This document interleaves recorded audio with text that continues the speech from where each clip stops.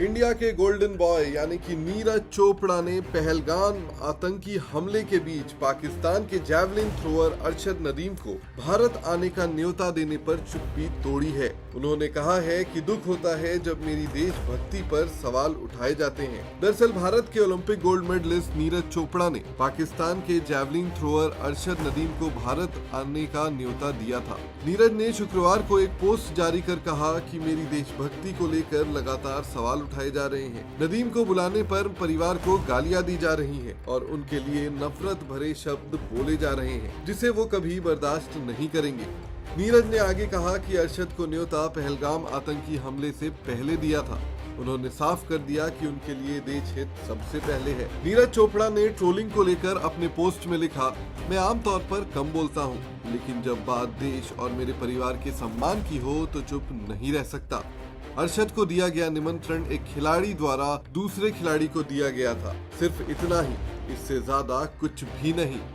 नीरज ने यह भी बताया कि सभी खिलाड़ियों को निमंत्रण सोमवार को भेजा गया था, जबकि पहलगाम में हमला 2 दिन बाद हुआ। उन्होंने कहा कि अब जो हालात बने हैं उसमें अरशद नदीम का आना किसी भी तरह से मुमकिन नहीं था। मेरा देश और उसका सम्मान हमेशा सबसे ऊपर रहेगा।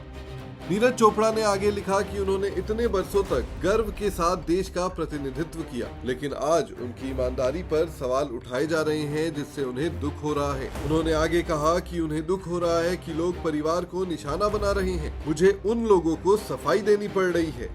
हम सामान्य लोग हैं, प्लीज हमें इन चीजों में ना घसीटे। मीडिया के एक हिस्से ने मेरे इर्द गिर्द बहुत सी झूठी कहानियां गढ़ी है, लेकिन मैं इसके खिलाफ नहीं बोलता हूँ, तो इसका ये मतलब नहीं है कि वो बात सच हो जाती है। नीरज चोपड़ा क्लासिक्स, इस इवेंट में 2 बार के world champion Anderson Peters, Julius Yego और थॉमस रोहलर जैसे बड़े नाम शिरकत करेंगे। नीरज चोपड़ा क्लासिक्स का आयोजन JSW स्पोर्ट्स, AFI और वर्ल्ड एथलेटिक्स ने साथ मिलकर किया है। पहले इसे पंचकुला में होना था, लेकिन फ्लड लाइट की समस्या के चलते इसे बेंगलुरु में शिफ्ट कर दिया गया है। वैसे नीरज ने बेंगलुरु में होने वाले इस इवेंट के लिए अरशद नदीम को न्योता दिया था, वो उसमें शामिल नहीं होंगे। अरशद ने एशियन एथलेटिक्स चैंपियनशिप की तैयारियों को लेकर इस इवेंट में शामिल नहीं होने की बात कही है। नदीम ने पाकिस्तान में मीडिया से कहा कि वे 22 मई को साउथ कोरिया रवाना होंगे, क्योंकि 27 से 31 मई के बीच एशियन चैंपियनशिप में उनका मुकाबला है। हालांकि उनकी अनुपस्थिति ऐसे वक्त हुई है जब जम्मू कश्मीर के पहलगाम में हुए आतंकी हमले के बाद भारत पाक रिश्तों में एक बार फिर से तल्खी आ गई है। इस हमले की जिम्मेदारी पाकिस्तान आधारित आतंकी संगठन लश्कर-ए-तौयबा से जुड़े द रेजिलियंस फ्रंट ने ली है।